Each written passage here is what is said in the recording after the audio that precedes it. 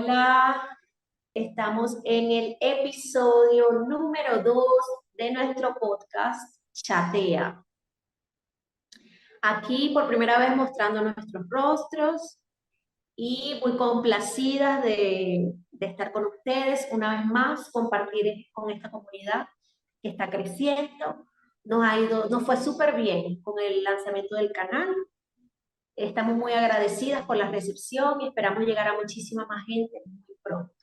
Mi nombre es María Elisa Vera, soy de Venezuela, vivo en Colombia, tengo una hija con autismo de 7 años y ella es la razón por la que hemos decidido, ella y mi sobrino, es la razón por la que mi hermana y yo hemos decidido iniciar este proyecto de Chatea. Bueno, mi nombre es María Daniela, hermana mayor de María Elisa. Y sí, yo también tengo un niño con autismo, vivo en Estados Unidos desde hace muchos años y bueno, ya hemos venido hablando desde hace bastante tiempo que queremos realizar este proyecto, de poder contar nuestra experiencia y también aprender de otras personas, ¿verdad? Entonces, bueno, estamos muy contentas de que finalmente lo estamos materializando. Correcto. Me parece importante destacar que nuestro podcast va dirigido, o sea, es un podcast de mamás dirigido a padres, mamá o papá de niños con autismo, que estén interesados en aprender sobre sí mismos respecto al autismo. Porque, bueno, el canal en general, nuestro canal de YouTube, va a hablar sobre autismo. Pero el podcast queremos dirigirlo específicamente a los padres y cómo es su camino, cómo es su proceso, las experiencias que han vivido y a través de nuestra propia experiencia, nuestras opiniones, el conocimiento que podamos brindar, nuestro propósito es ser de ayuda para estos padres que quizás están iniciando o que ya están avanzados, pero que quieren retroalimentación respecto a estos temas. El día de hoy vamos a estar hablando específicamente de las emociones que nos asaltan cuando recibimos el diagnóstico. ¿Por qué quisimos abordar este tema? Bueno, porque las emociones en sí no tienen nada de malo. Las emociones son naturales, son completamente válidas todas. El problema es que muchas veces cuando recibimos noticias de gran impacto para nuestra vida, como lo es que un hijo tenga una condición especial, como el autismo, puede ocurrir que nos quedemos mucho más tiempo del necesario en esas emociones y se vayan convirtiendo en estados más complejos. Las emociones básicas de las que vamos a hablar hoy son el miedo, la rabia y la tristeza, que creemos que son las tres principales que se desarrollan cuando recibimos el diagnóstico y estamos en ese periodo inicial. Bueno, vamos a comenzar entonces a hablar de este tema desde la perspectiva de nosotras, un poco nuestra experiencia, algunos errores, algunos aciertos que tuvimos, hablando un poquito de mi camino. Cuando yo recibí el diagnóstico, me pasó lo que le sucede en algunos padres. Yo tenía evidentemente algunas sospechas porque ya yo había visto el proceso de mi hermana con su hijo y sabía más o menos cuáles eran las señales de alerta, en qué era lo que me tenía que enfocar para saber si mi hija pues, podía presentar esta condición en algún momento. Por supuesto, cuando los niños son muy bebés, generalmente todos son iguales. Pero yo sí podía notar desde que mi hija era bebé que no hacía ciertas cosas que los demás bebés. De manera que cuando llegó el diagnóstico, ella estaba muy pequeña, tenía apenas 18 meses. Y yo sí sospechaba, pero no es lo mismo tener como una intuición, una sospecha que te lo confirme, ¿cierto? Y mi emoción más predominante en ese momento, quizás por eso fue la tristeza. no fue tanto la rabia, esa impotencia que sentimos algunos padres cuando nos dicen una noticia de esta. Es lógico que podamos sentir rabia y que nos neguemos a aceptar la situación. Pero en mi caso fue tristeza porque fue como corroborar que estaba sucediendo esto. Y bueno, esa fue como mi emoción predominante. Y creo que me quedé allí por mucho tiempo. Y siento que estuve a punto de caer en algunas etapas, caer en depresión. Nos estancamos en una emoción y nos vemos imposibilitados para salir. Esto puede degenerar en cosas que ya sí son contraproducentes, como la depresión, en el caso de la tristeza que puede derivar en ello. Entonces, bueno, ese es un poco mi experiencia. Bueno, en mi caso, yo era primeriza cuando tuve a Dani. Dani es mi primer hijo.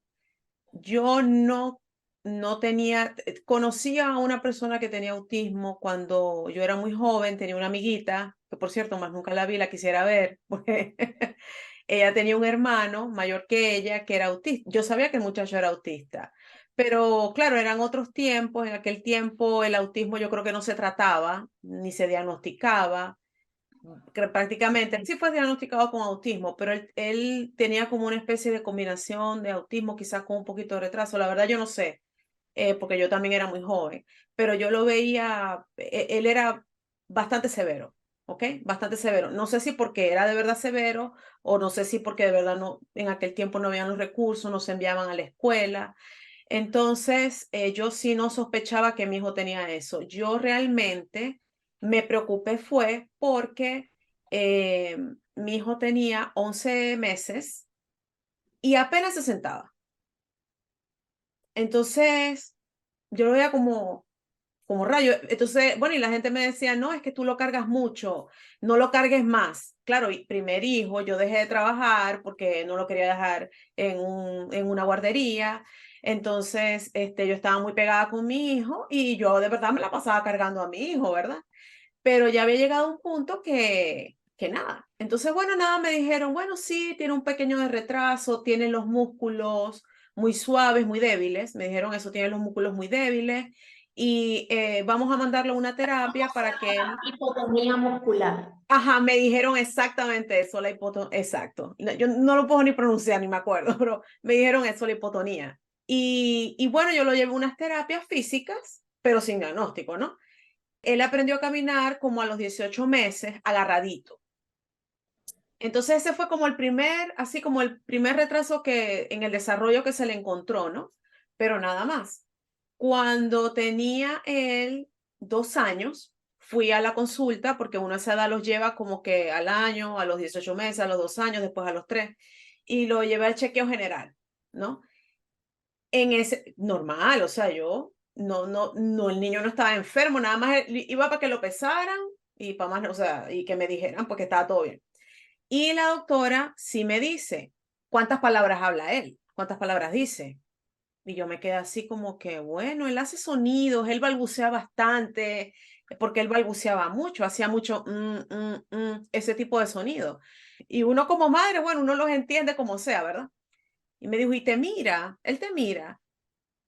Y yo ni me había dado cuenta que él no me miraba, la verdad. Entonces yo dije, bueno, pues yo creo que sí, que me mira, pero no me presta atención al nombre. O sea, yo lo llamo y tal y no me presta mucha atención. Y en ese momento ella me dijo, mira, tu hijo está en el espectro autista. Hasta ahí escuché. Dios Hasta ahí mío, escuché. sí. Porque yo jamás, o sea, yo estaba yendo a una consulta normal, no estaba ni nada. Entonces ella me dijo, aquí en la Universidad de Georgia están haciendo un estudio, te voy a dar todos los datos porque él está muy pequeño, yo no lo puedo diagnosticar, pero yo estoy segura que él está en el espectro. Entonces, esta es la dirección, este es el nombre del psicólogo, este es el nombre de todos los que hacen ese estudio, ellos te van a llamar, ta, ta, ta, ta, ta. Bueno, yo salí de ahí, yo, la verdad, sinceramente, creo que se me bloquearon todas las emociones, o sea, el pánico, entré en pánico, Estado de porque, shock. porque yo lo sentí así como muy, claro, la única persona que yo había conocido que tenía autismo en mi vida era una persona súper, él era dependiente, él no era independiente para nada y no se comunicaba.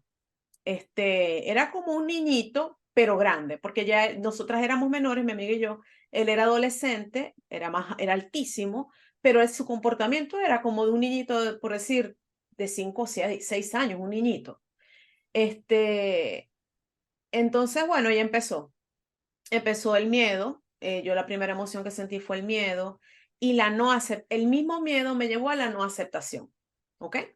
Sin embargo, Correcto. bueno, yo lo llevé allá a la Universidad de Georgia, me le hicieron el estudio de horas y horas, muchísimos exámenes, me mandaron a llenar cuestionarios, sinceramente llené creo que fueron como 900 preguntas, porque cada cuestionario esos diagnósticos los dan más que todo con el testimonio de los padres y a través de la observación. Ellos lo observaron en distintos escenarios, en distintas situaciones y grabaron todo. Entonces yo, aunque yo me negué a aceptar eso, de todas maneras, a mí el psicólogo me dejó muy claro, mira, él necesita por lo menos 25 horas de terapia a la semana y este es tu momento, tú tienes que meter a ese niño en terapia porque es lo único que hasta ahorita ha funcionado y bueno, yo me puse a investigar y tal, y yo de verdad lo metí inmediatamente, él empezó en terapia y entró a la escuela, a kindergarten, a un programa a la escuela pública a un programa de educación especial que se llama Intervención Temprana, entró a los 2 años y él se iba chiquitito, no se veía en el bus. Me lo pasaban buscando a la casa, se iba a las 6:15 de la mañana. Y bueno, ahí comenzó todo y después a los 4 años logré que me lo viera un pediatra del desarrollo y el pediatra del desarrollo me dijo, ¿qué haces aquí? Y yo, bueno, vine a que me dé un diagnóstico con mi hijo, pero si aquí están todos los récords que aquí ya el psicólogo, ya los terapeutas, ya él tenía 2 años en terapia, bueno, más, porque él empezó a los 11 meses. Y me dijo, él tiene autismo y excelente que lo estás llevando a las terapias y tal, pero ya no busques más diagnóstico. Y ese día yo entendí, bueno, ya qué importa, si es autismo, si no es autismo, no importa lo que él tiene, yo lo que tengo que concentrarme es en qué es lo que voy a hacer para darle una mejor calidad de vida, para que él pueda integrarse a una escuela, etcétera, ¿no? Pero ese día como que sí lloré porque en mi caso, por algún motivo, yo sentía como digamos, una esperanza, ¿no? Claro. Y no quiero ser como despectiva ni nada, pero yo sentía como una ilusión o una esperanza de que él iba a superar todo eso y no era autismo, era otra cosa. Es más, bueno, bueno, yo creo que a todo el mundo le hacen los exámenes del oído Sí, para claro. descartar que el niño no tiene problemas auditivos y que por eso es que no habla. A mí también me ocurrió parecido, o sea, uno tiene la esperanza, yo no tenía la esperanza de que me dijeran que no tenía autismo porque era evidente que lo tenía. Yo lo podía ver claramente, pero yo sí tenía como esperanza de que no fuera severo. Entonces ahí entró una nueva etapa, que cuando me dijeron que era grado severo, yo volví a la tristeza nuevamente, que fue como 2 años después. Porque yo decía, no, ella no tiene autismo severo, ella se ve muy bien. Todas las ideas que uno tiene en la cabeza estereotipadas del autismo, uno no las ve en su hijo, porque uno dice, no, pero si mi hija se ve bien, o sea, mi hija tenía buena deglución, caminó a la edad que tenía que caminar, se sentó a la edad que tenía que sentar, dijo algunas palabras. Lo de la mirada sí era bastante notable, pero yo decía, bueno, los Asperger también les cuesta mirar a la cara. Sí. Y yo tenía como, sí, esos prejuicios que tiene uno de que es mejor que sea nivel 1, que sea más funcional. Pero yo creo que es totalmente comprensible que el miedo también te paralice un poco al inicio. Entonces, vamos a hacer entonces como una reflexión acerca de esto para los papás, los papitos que nos están viendo. Número uno, bueno, creemos que las emociones son naturales, que las emociones son válidas siempre. Y que si tú estás pasando en este momento por un diagnóstico, te han dado un diagnóstico recientemente de autismo de tu hijo, o tú tienes grandes sospechas de que lo tienes, lo primero que tienes que hacer, en mi opinión, es validar tus emociones y aceptarlas. Permitirte vivir, porque es un duelo, al fin y al cabo es un duelo. El Correcto. hijo que soñaste, el hijo que tenías en tu mente, el hijo que idealizaste, más bien, no que soñaste. porque el hijo que soñaste lo tienes. El hijo que idealizaste en tu mente ya no es, Y no la es, maternidad que realmente idealizaste, ¿no? tampoco es. Por ejemplo, en el caso de Pues, Abril, mi hija, ella tenía, desde muy pequeñita, eso sí lo tenía, su desorden sensorial, que el 90% de los autistas tienen trastorno de integración sensorial, ella lo tenía muy marcado y lloraba muchísimo. Lloraba. Por eso muchos niños con autismo lloran demasiado, porque tienen o hipersensibilidad sensorial o hiposensibilidad, y eso les causa mucha ansiedad también, desde muy pequeñitos. Y uno no sabe, uno cree que lloran porque tiene hambre, porque uno hace de todo y no se calma. Un poco esa maternidad que idealizaste tampoco está. Entonces es comprensible que tú estés viviendo el duelo. Y el duelo tiene unas etapas que son muy definidas, que básicamente las hemos nombrado un poco por nuestro relato. Y estas tres emociones, miedo, tristeza y rabia, están presentes en ese duelo. Están presentes. Eso es lo primero. Lo segundo que a mí me hubiera gustado hacer y que recomiendo, yo creo que tú lo hiciste primero. Hay personas que son que su reacción es ponerse activos enseguida. Y tienen esta sensación de que yo se lo voy a quitar. Yo le voy a quitar el autismo. Entonces yo lo voy a meter en las terapias ya y yo voy a hacer todo ya. O sea, y es una cosa acelerada que también podría llegar a ser contraproducente, porque la verdad es que estos niños tienen su ritmo, nosotros también tenemos un ritmo de digerir las cosas. Entonces yo diría que es importante esa etapa de aceptar las emociones, digerirlas. No vas a dejar de actuar ni vas a dejar de tomar decisiones, pero para que salgan lo más pronto posible del cuadro emocional en el que estás en primera instancia, para que las decisiones que tomes no estén tan filtradas, o sea, no tengan tanto filtro emocional negativo.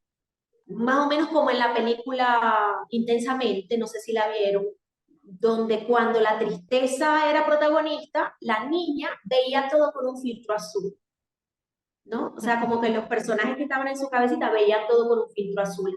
Todas tus decisiones van a estar respaldadas por la tristeza profunda que estás viviendo.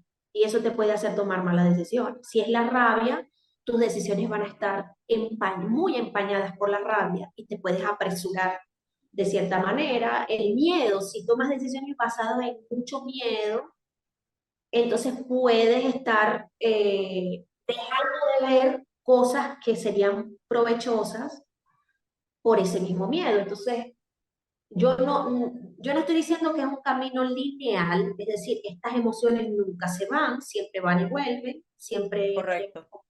Ujú. ciclos en que, sobre todo porque los niños dejan la primera infancia y entran en la segunda infancia y ahí hay cambios. Luego entran en la adolescencia y hay cambios. Luego entran a la adultez y hay otros cambios. Siempre van a haber desafíos y vamos a tender a volver a sentir estas emociones intensas, ¿no? Pero yo creo que entonces vamos a lo tercero que yo recomendaría, es que si tú crees necesario, busca ayuda psicológica. Yo nunca me voy a cansar de recomendar esto. El apoyo psicológico a los padres de niños con autismo se presta, incluso en las mismas instituciones donde tú llevas a tu hijo, puedes averiguar si te dan ese apoyo de un psicólogo, un orientador, un trabajador social, alguien que te pueda escuchar y que te pueda dar recomendación y que te ayude a, a llegar a un lugar más de paz, ¿ok? Lo más pronto posible, porque eso también va a ayudar mucho a tu hijo. Si sientes que no quieres ir a terapia o lo que sea, bueno, es hacer un trabajo interno de, bueno, de conciencia y decir, bueno, no me voy a hundir en el pozo porque mi hijo también me necesita. Yo me necesito a mí mismo o a mí misma en buen estado porque de esa manera puedo afrontar todas las situaciones que vienen, las que están y las que vienen. Bueno, yo quería mencionar otra cosita también. volviendo a la cuestión del miedo, por ejemplo, en mi caso, no sé, yo no sé si fue la no aceptación que me duró bastante tiempo, que yo no veía el futuro tan. Yo siempre pensaba que él iba a estar bien. O sea, yo realmente siempre pensaba, bueno, este es el camino y él va a estar bien. A mí me dijeron que las terapias iban a servir y él va a estar bien. Pero a mí me daba miedo Sí. otras cosas. Por ejemplo, yo tenía que trabajar, ¿ok? Y entonces era difícil la toma de decisión esa porque yo tenía que estar todo el día trabajando y el niño no estaba conmigo. Y pedir mucho permiso en el trabajo te da miedo perder tu trabajo. Y te da miedo porque si no trabajas no le puedes dar un techo. Y como padres, con nuestros hijos sean especiales o no sean especiales, sea un hijo, sean 10 hijos, nosotros tenemos que brindarles un techo a nuestros hijos, alimentos a nuestros hijos. Es la primera responsabilidad de padres realmente, pues aparte de darles Claro, y es amor y importante educarlos, entonces pero aclarar que nosotras éramos ambas mujeres separadas del padre de nuestros hijos. O sea, sí, ambas nos ocurrió que en el diagnóstico coincidió con que estábamos ya separadas de los papás de los niños y eran nuestro primer hijo. correcto. Entonces, el miedo puede ir hacia muchas cosas, o sea, no solamente miedo de que a mi hijo, bueno, cómo va a estar mi hijo, pero miedo de que le voy a poder proveer un techo a mi hijo. ¿Cómo hago para ir a todas estas terapias? Mi hijo estuvo en un programa de 12 porque mi hijo sí no tragaba. Él no comía. O sea, literalmente no comía y yo comía líquido, o sea, Pediasure y cosas así. Y eso es muy fuerte. O sea, mandar a tu hijo todo el día, él estaba hasta 12 horas lejos de mí. Yo trabajaba lejos de la casa, se lo llevaban tempranito, me lo traían tarde y él no comía nada y yo sabía eso. Yo tenía que darle Pediasure en la mañana porque era lo único que iba a tener en el estómago. Ni siquiera tomaba agua. Entonces, bueno, él estuvo 2 años en un tratamiento que, bendito Dios que lo encontré, en un centro que se llama Marcus Center, que está en la ciudad de Atlanta, en Georgia. Y yo tuve que pedir mucho permiso, por lo menos las primeras, él estuvo 2 años, pero las primeras 8 semanas el tratamiento era de lunes a viernes, 4 horas diarias. Entonces, Claro. entonces yo con aquello, yo decía, Dios mío, ¿quién me va a dar a mi permiso? Es faltar por 2 meses, mediodía, todo. Pero sí, sí me lo dieron. Entonces me dieron el permiso. Bueno, yo conseguí muchísimas cosas. Me lo aceptó una persona que quiero mucho en su escuela, Montessori, me lo aceptó, pese a que mi hijo usó pañales, pues hasta los 8 años y a ella no le importaba nada, ella lo quería y lo aceptó a mi hijo allí. Entonces, da miedo también tantas cosas, ¿verdad? Y bueno, y cuando yo más o menos soy ese caso que estaba explicando María Elisa de las personas que dicen, bueno, yo soy súper analítica, ¿no? Entonces yo decía, bueno, ¿tengo opción? No tengo opción, yo tengo que trabajar como quiera.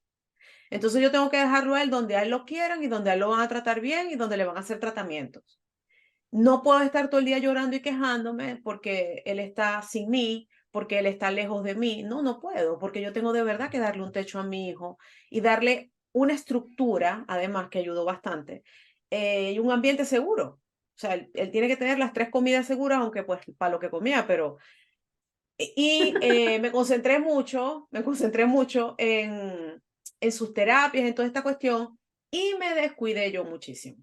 Yo fui muy buena en brindarle todos los recursos que de verdad que estaban disponibles, yo traté de dárselos a mi hijo, ¿ok? Eh, pero fui muy mala en cuidarme yo. Puedo decir que al menos por 3 años yo no salí. Yo pasé 2 diciembres sola, sin ir a Sí. casa de un amigo, Y nada, yo no eso quería nada. afecta muchísimo. Me descuidé mi salud bastante. Entonces, bueno, eso es lo que quería hablar. El miedo no solamente a veces el miedo no solamente te paraliza, el miedo te puede causar una ansiedad y a mí me causó mucha ansiedad. Una ansiedad Sí. de, ok, no tengo tiempo y esto hay que hacerlo ahora y como que y me volví súper hiperactiva y de hecho me puse hasta a ¿Qué estudiar crees, para qué hacer crees otro, tú que otro podrías ingreso. hacer diferente? ¿Qué Yo pudiste haber hecho hubiera, diferente? yo hubiera hecho diferente, eso. Yo creo que yo debí de dedicarme un poco más de tiempo no solamente a mi salud, pero a mi bienestar emocional, porque los primeros años yo Sí. no lo hice. Y yo experimenté yo más que la tristeza, experimenté fue su ansiedad y rabia. No rabia por el diagnóstico ni nada de eso, pero a mí me molestaban cosas que ahora digo, ay, pero qué tonta, o sea, de verdad las personas ni siquiera ni tenían mala intención ni nada, pues. Ah, Pero, por ejemplo, a mí me molestaba que me dijeran, pero ¿cómo que no come? Dale un poquito de agüita con azúcar, lo que sea, las cosas que te dice la gente, ¿no? Ay, pero no has intentado cambiarle la cuchara. Y yo así, o sea, yo ya va. Yo le estoy dando la comida a mi hijo con una inyectadora. Lo agarro, me lo meto entre las piernas porque no se deja meter la comida. Me lo pongo aquí, casi que lo ahorco para poderle así dar. Obviamente ya yo lo intenté todo. O sea, obviamente el niño no traga. Y estuvo en esa terapia maravillosa 2 años y él aprendió a tragar y salió comiendo 9 tipos de comida. Pero claro, sí hay una luz al final del túnel, pero mi camino a lograr que mi hijo comiera es muy distinto. Ahora yo tengo otro hijo que no está en el espectro. Es muy distinto a tener un hijo que de verdad come solo, que coge la cuchara y se la mete en la boca y come, o que come con los dedos mínimamente, ¿verdad?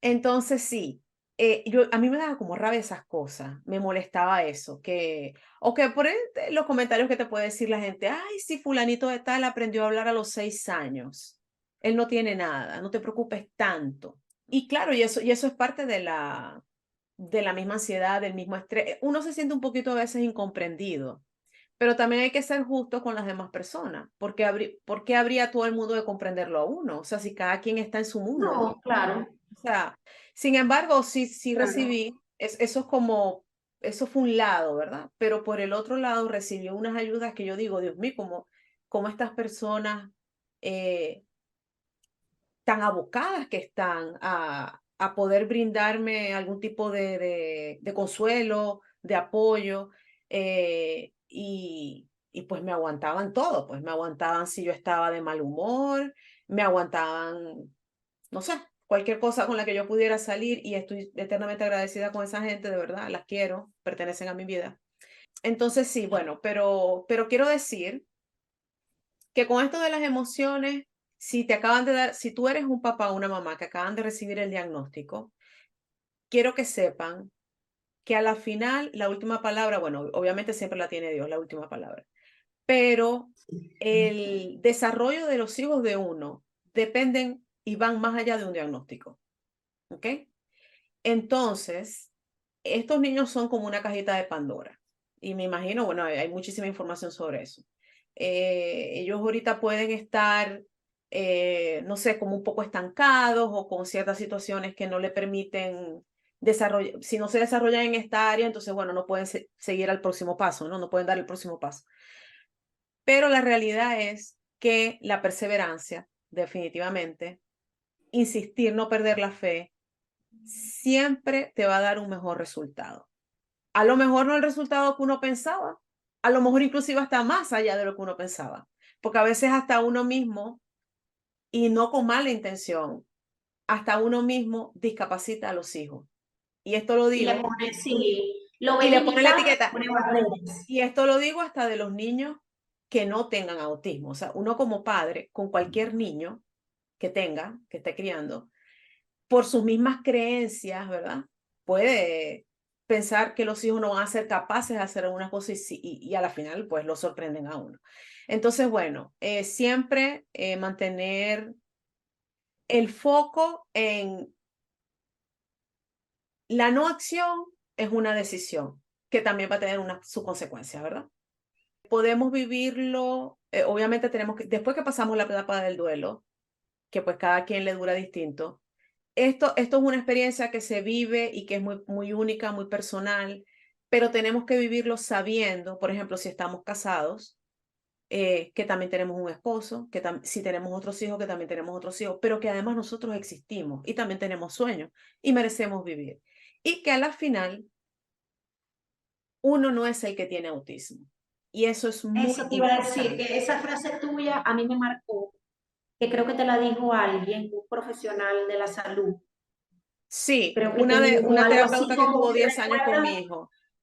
Cuando yo me ponía muy dramática y muy víctima, ella un día me frenó y me dijo, María, acuérdate que tú no tienes autismo. O sea, obviamente sí hay que sentir, obviamente, pues afinidad con uno mismo, uno tiene que sentir, bueno, también darse golpecitos en la espalda, porque no es fácil, ¿verdad? Como padre. Pero uno no tiene autismo. O sea, yo no tuve problema para comer, obviamente, no tuve problema para estudiar, me gradué. A mí, mi papá no me tuvieron que pagar profesores aparte para que yo aprendiera nada, porque aprendía. Entonces, ellos también están teniendo, desde su punto de vista, viviendo la experiencia, ¿verdad? Y por más de que nosotros los amemos y queramos evitarle cualquier sufrimiento y dolor, a ellos no los va a ayudar que nosotros estemos en el rol de víctima. Entonces, bueno, esa sería como en general, esas fueron mis emociones, la ansiedad, el Sí. miedo. Y sí, yo también fui a terapia por mucho tiempo, dos tipos de terapia, en inglés y en español, me quedé con la de español. Y fue algo que me ayudó muchísimo. Entonces, bueno, ahora sí podemos cerrar.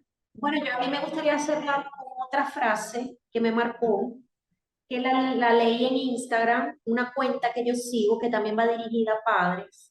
Creo que es Mindfulness Mama, creo que se llama la cuenta. Ella dice, en el autismo todo es por ahora. Es decir, no, mi hijo no come mi hijo no come con cubiertos. Por ahora tu hijo no come con cubiertos. En este momento no come con cubiertos. Mi hijo no va al baño solo, por ahora. Por ahora tu hijo no va al baño solo. Y así es todo en el autismo. Es decir, y eso me costó mucho a mí entenderlo. Yo decía, no lo hace ahora, no lo va a hacer nunca. Ya va, no controló esfínteres a los 3 años, no lo va a controlar nunca. Eso te pone en un estado ansioso demasiado fuerte. Entonces, es tener siempre en mente, por ahora no lo hace, pero los niños con autismo igual logran las cosas. Quizás no todos logren todo, no todos tengan lo mismo, porque todos son diferentes. Todos son diferentes como todos Pero nosotros. pensar, no ser tan víctima como tú dices, o sea, la victimización es lo peor que puede existir y no ver tan oscuro siempre el futuro. Bueno, entonces ya para cerrar el día de hoy, queremos decirles que después del diagnóstico del autismo, vamos a experimentar muchísimas emociones. Lo esperáramos o no lo esperáramos, siempre es pues impactante saber que nuestros hijos o nuestro hijo o hija tiene algún tipo de condición. Y pues obviamente al inicio hay que vivir el duelo y cada persona tiene su propio tiempo para vivir ese duelo. Sin embargo, es importante trabajar en nuestras emociones para poder dedicarnos a aquello que nos va a poder ayudar a salir, ¿verdad? De ese momento que estamos viviendo. Entonces, primero, tratar de no tener, cuando se nos venga algún pensamiento fatalista o de víctima, decir no, esto no es en lo que yo me voy a enfocar, yo me voy a enfocar en pues investigar o me voy a enfocar en proveerles terapias a mis hijos y me voy a enfocar a mi hijo y me voy a enfocar también en mí. Me voy a enfocar en mis emociones, voy a tratar de buscar ayuda. A veces los psicólogos son un poco costosos, pero bueno, puede ser que haya algún amigo que es muy sabio, que es solamente un amigo que te escucha y no te juzga y no te critica y no te hace sentir de pronto que tú eres una carga. Entonces, bueno, ese es el amigo ideal, ese es el perfecto para llamar, porque es una persona que te puede escuchar. Si a ti te relaja bailar o escuchar música o pintar, no sé, tratar de hacer eso que a ti te relaja, qué sé yo, caminar. No olvidarte que tú eres un individuo que está separado de tu hijo. No son una misma persona. Recordar, bueno, yo no tengo autismo, yo sí tengo todos mis sentidos bien o yo no tengo esta condición. Por lo tanto, yo soy el quien más debe de mantener el equilibrio, ¿ok? Y eso que Súper dijiste es muy importante, la red, o sea, buscar una red de apoyo. En el caso de correcto. las personas que sé que muchos papás con autismo están viviendo esta situación parecida a la mía y la que tú viviste en tu momento. Ujú. porque cuando tú recibiste el diagnóstico estabas sola en Estados Unidos, todos nosotros vivíamos en Venezuela, porque uno tiende a apoyarse enseguida en la familia, en el círculo familiar más cercano. Entonces, las personas que no tienen eso ahorita porque emigraron, sí, porque emigraron por distintas razones, o porque tienen una circunstancia de vida en la que no están, no tienen un grupo familiar cerca, el grupo familiar cerca, ir construyendo poco a poco una red de apoyo. Quizá eso ha sido una debilidad de mi parte. Yo desde que me he estado muy aislada y sola con mi hija. Sin embargo, ya estoy como en ese proceso, conozco más personas, me permito, porque esa es la otra cosa, permitirse la ayuda de los demás, permitirse el apoyo de los demás, permitirse, porque Sí. parece mentira, pero a veces nosotros mismos alejamos a las personas porque no queremos enfrentar situaciones incómodas, no queremos que nos hablen, no queremos que nos pregunten, sobre todo en las etapas iniciales. O por Pero pensar una red de simplemente que apoyo uno es muy molesta, o por pensar que tú molestas, por pensar, la gente te ofrece la exacto. ayuda y tú dices, no, no quiero molestar. Bueno, pero ya va, momento. Esta persona voluntariamente te está ofreciendo una ayuda, que puede ser cualquiera, ¿ok? Puede ser desde, no sé, pasar una vez a la semana a recoger tu hijo a terapia, o puede ser quedarse con tu niño 2 horitas para tú ir sola al supermercado a hacer la compra, porque recordemos que aquí no estamos hablando de que de pronto, ay, quería hacer un posgrado y ahora lo va a tener que dejar a un lado porque entonces, bueno, el niño requiere más atención, ¿no? O tenía 3 y ahora tengo 4. No, estamos hablando de lo más sencillo, lo más simple, ir a hacer la compra de comida. Sí, Entonces, es es un todo un momento reto. estresante fuera del límite, pues, ir a hacer esa compra. Entonces, bueno, ¿por qué no? Y además, a veces esas cualidades de ser un buen oyente o una persona que es empática y que quiere ayudar, ni siquiera a veces no se encuentra en el círculo más cercano. Entonces hay que abrirse y permitir a otras personas entrar, ¿verdad? Yo diría muy importante la estructura para uno y para el niño. ¿Qué significa esto? Se consiguió una terapeuta buena, que a veces cuesta conseguir un terapeuta o una terapeuta que todo sea súper consistente y que vaya a durar años.